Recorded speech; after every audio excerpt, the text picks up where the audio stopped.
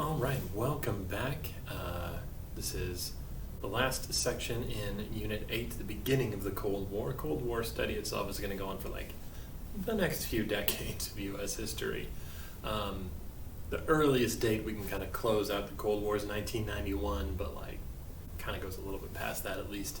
So we're going to take a look at what America looked like after World War II.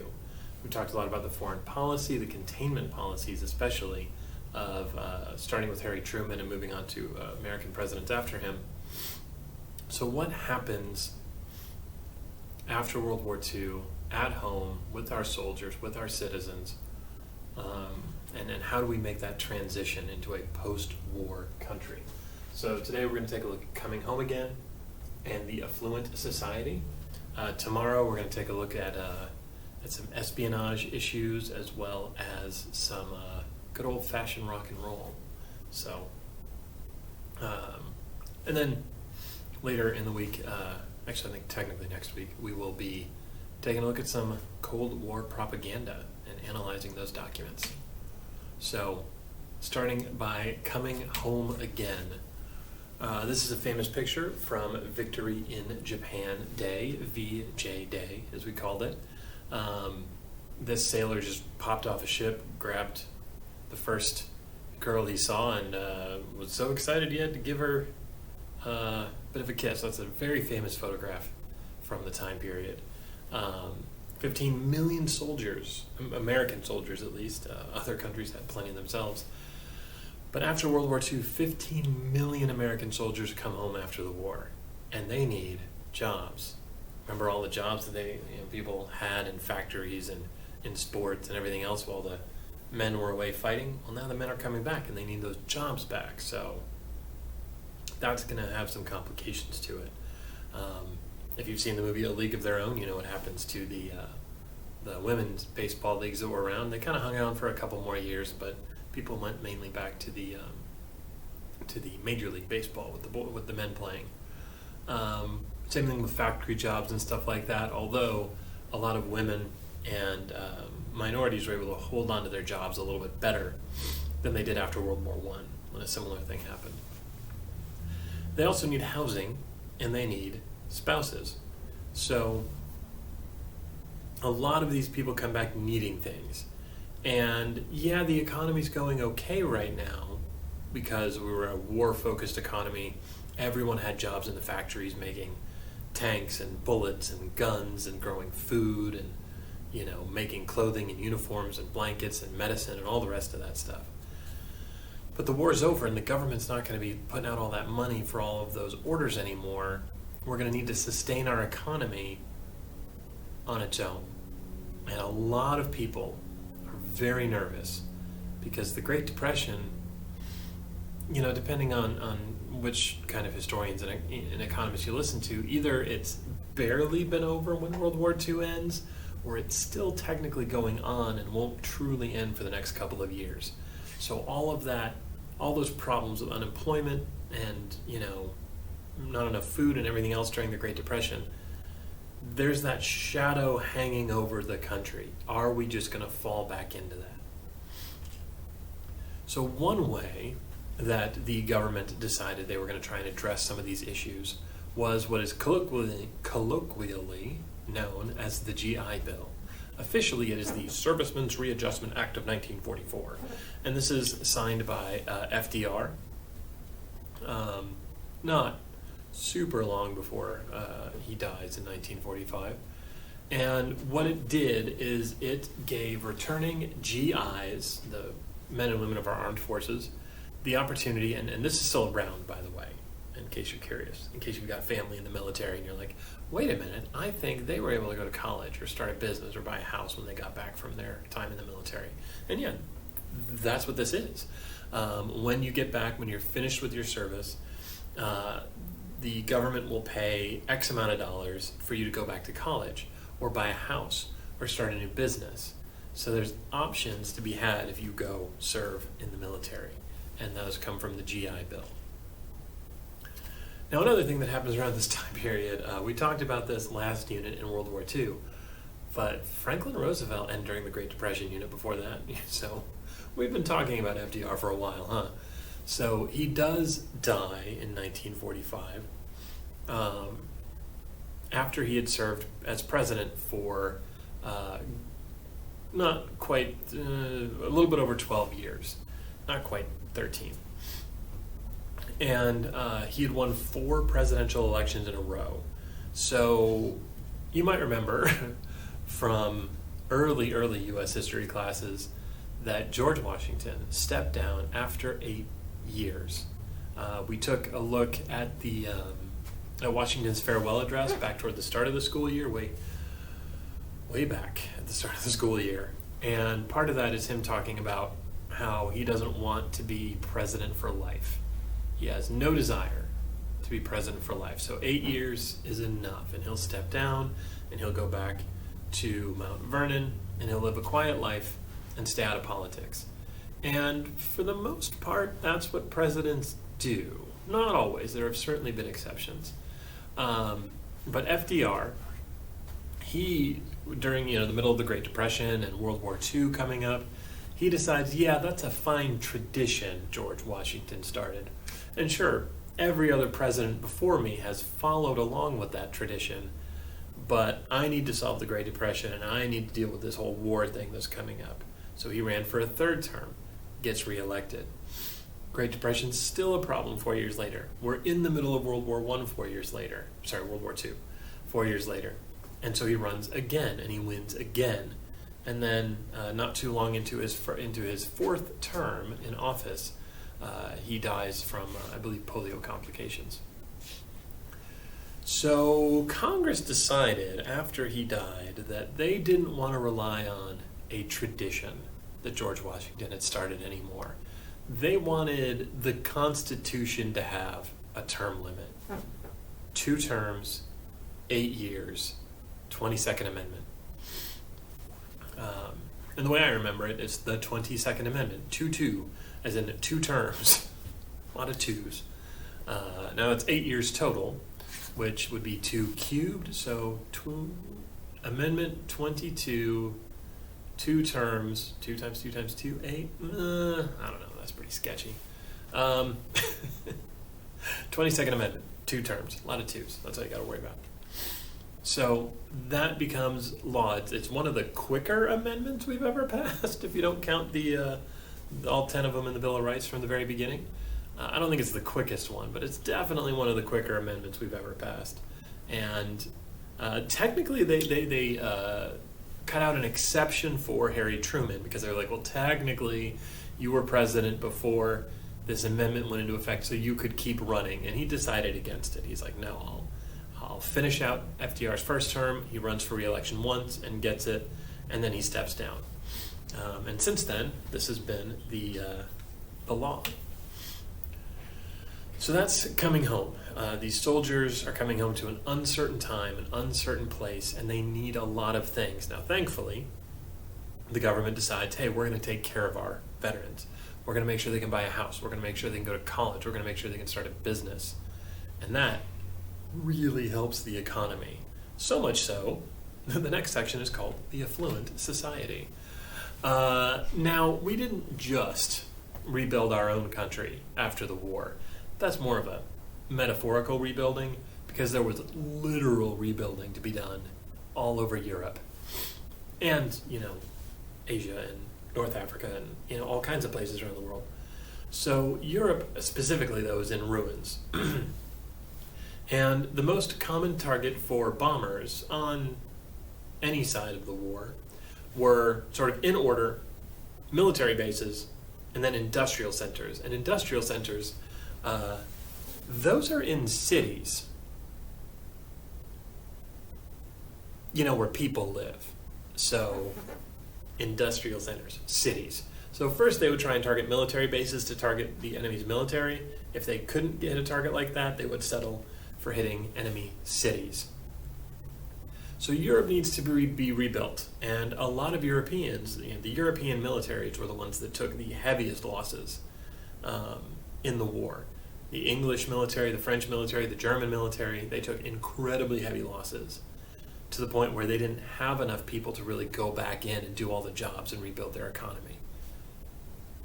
But you know who did have a lot of people and a lot of factories still open and a whole lot of cities that hadn't been bombed? America. So we step in. We have the factories. We have the workers to do this. So we keep our people busy. This, some economists, some historians will tell you, it was the New Deal that got us out of the Great Depression, or it was World War II that got us out of the Great Depression. And there's pretty fair arguments to be had in that discussion. But I think most historians and most economists would agree that if the U.S. wasn't out of the Great Depression by this point, this is what does it. The U.S. doing the work of rebuilding America and France and England and Germany and Italy and Greece and Turkey. You get the idea, right? This keeps our unemployment numbers very low, which was the problem in the Great Depression. We figured it out. Have a war, destroy most of the world, and then we get to rebuild it. Boom, easy. Unemployment numbers, record lows. Obviously, that wasn't the plan, but it's what happened. And the American middle class, that's where, we kind of talk about the New Deal and World War II is where the American middle class is invented. And there had been a middle class before, but it wasn't a large amount. This manufacturing boom, this huge project that we had, rebuilding America and rebuilding Europe, this really just places us as the middle class again. And so jobs, check. Houses, we'll talk about houses. Spouses, yes, a lot of the returning GIs get married, and a lot of them have families very quickly. Between 1945 and 1960, over 50 million children get born in America. This is what's called as a baby boom. And the words that the history textbooks use, I very much enjoy this word choice. Post-war euphoria and a strong economy led to this baby boom. All of the people that came home had lived through a war, and they were eager to get back to some kind of normal life. And they were eager to live that life. So they get married, they don't wait around and take their time. They find someone, they get married. They don't sit there and wait to start having a family. They have the family, And because we have all these new people getting married and all these new people having children, there was a huge growth in demand for housing, which again we'll get to in a second. And bigger housing than we used to have, right? Most families, in the city back then, 1 or 2 bedroom apartments. Well, you need more bedrooms in the apartments now. Out in the, rural areas, you need bigger housing. And sort of in this growing sort of in between urban and rural areas, you have these houses popping up, and more houses are needed. Well, with these new neighborhoods and these new population growth, you need more schools. You need more entertainment, you need more movie theaters, you need more shopping, you need more everything, right? So yeah, we have this huge population that's growing, but we also need people to serve that new population. And hey, we got people that need jobs. Let's drop that unemployment roll down even further, right? So this is what was kind of called during this time period, the nuclear family. The mom and the dad and 2.5 kids, a white picket fence outside, and probably a golden retriever.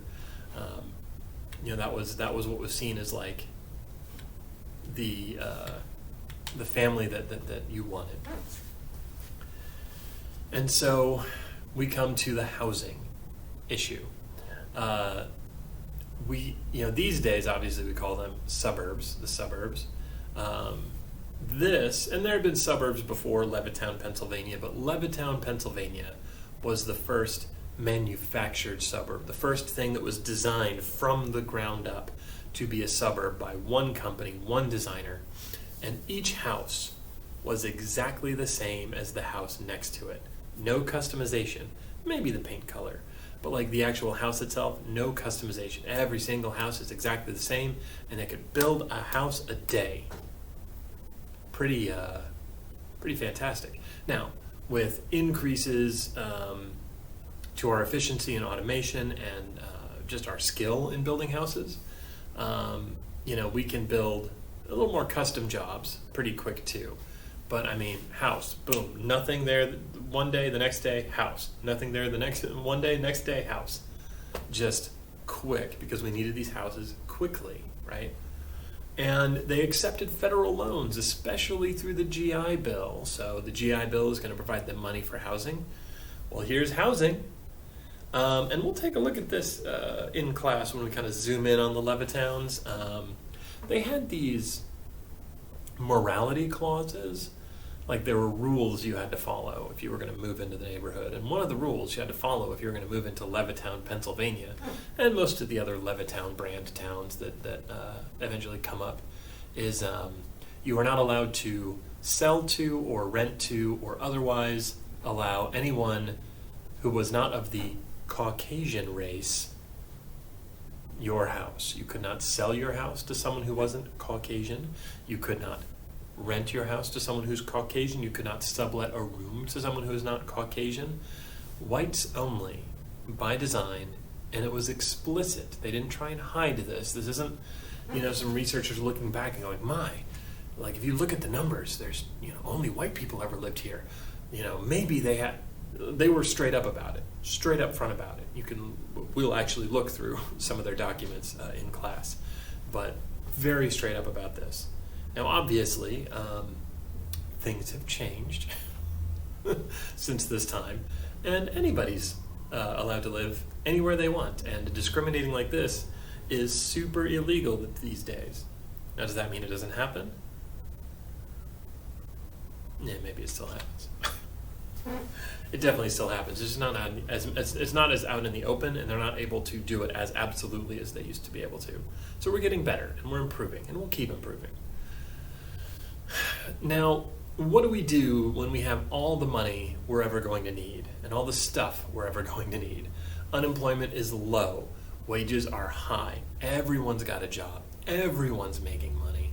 Now, not everyone's rich, but people are getting into the middle class. Even folks that, are pretty bad off, they're able to make some money and able to bring some kind of money in and be able to live that way. Now, here's the bad news. There's some bad news here. Our factories are making more things, more cars, more washing machines, more clothing, more shoes, more whatever, right? Insert thing that we're manufacturing here. We are making more of it than Americans can buy. So that's the bad news. The good news is, hey, Europe doesn't have their factories back yet. Most of the factories in Europe are still blown to little pieces. And they don't have the manufacturing workforce. They don't have enough people to work all the factories, even if they were open yet. So everyone's got to buy something from somewhere. Might as well be us. So we are selling everything to everybody. American engineering, American manufacturing builds this country's economy, builds the post-war economy. And then here's a science and mechanics magazine from 1950, August 1950, 20 cents to buy the magazine, and check out this new car of the future and an electronic garage door opener. So, interesting times, right? Interesting times. Now, President Truman, he's got what he calls his fair deal. Now, we had the New Deal under FDR. Now we have a fair deal under President Truman. So it's kind of like the New Deal. He wants to up Social Security. He wants to up the minimum wage. He wants to get health care in place. There's a lot of things that he wants to do with this. It's going to be like a whole New Deal program. Doesn't work out so well. Most of his policies, most of his proposals never became law.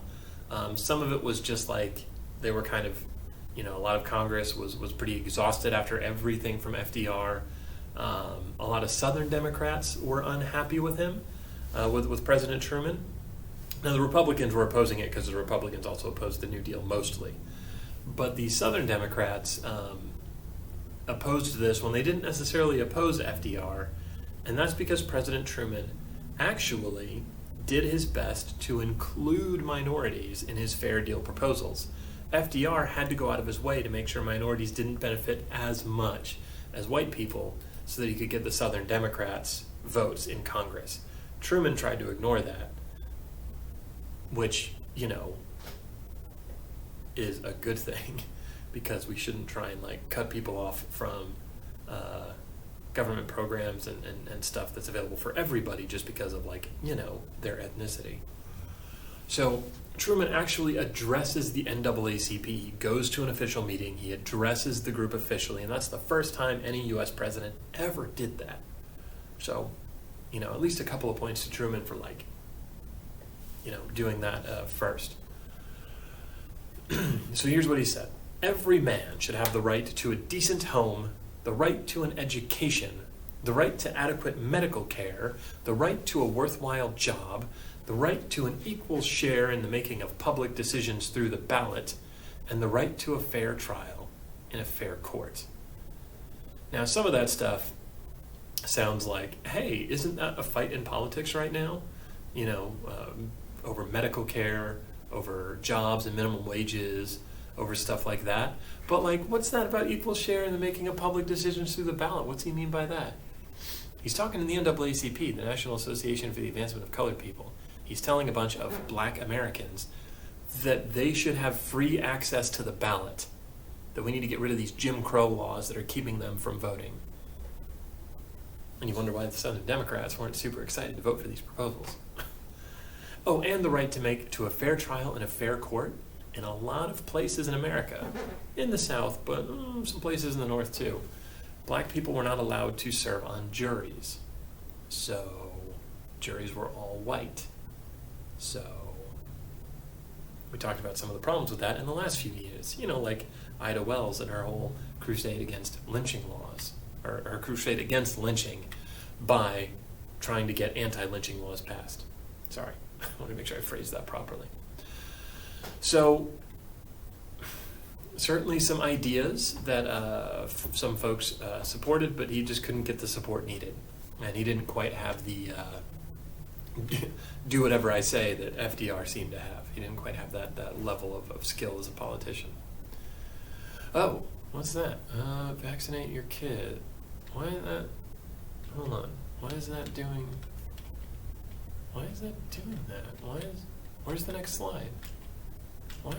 Oh, here we go. I don't know what that was.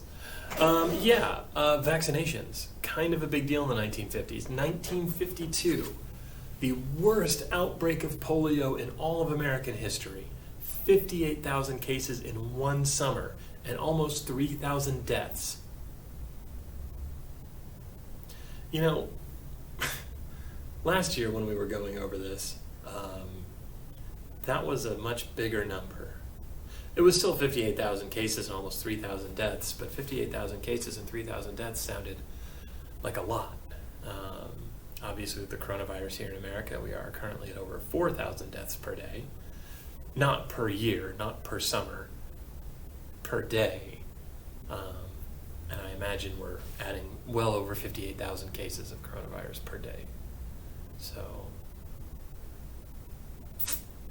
so in 1952, that was an emergency that we needed to fix. Now, well, I was going to say polio could really wreck you for long-term damage to your body, but I guess so can coronavirus, so yeah. Anyway, 1955, 3 years later, Jonas Salk introduces the first polio vaccine. We don't have time to get into Jonas Salk's entire history, but it's a pretty cool history. He's a very interesting doctor. Comes up with the polio vaccines. Now, the idea of vaccines have been around for literal thousands of years, especially if you kind of pop over to like India a few thousand years ago. They had these rough ideas on vaccines and vaccinations. So it's not like the newest concept around, but it is a polio vaccine. And after the polio vaccine was introduced in 1962, just 10 years after the worst outbreak of polio in American history, only 900 cases of polio were reported in America. Polio is basically considered an eradicated virus in America. There's a few places out in the world that don't really have access to this vaccine, that it's still like an issue. Now, this, speaking of issues, this bit here about the March of Dimes, this ad, this was a thing that was actually started either by, I think it was kind of in honor of FDR. I don't know if he was around to start it. I forget. I don't think he was around to start it. So, because he died of polio complications. So they were trying to raise money for polio research and polio medications and to help, people recover with had issues with polio. And they asked for people to donate a dime. That's why it's the March of Dimes. And that's why modern dimes have FDR's face on them. FYI. Espionage. That's tomorrow. Bum, bum, bum. Cliffhanger. See you tomorrow.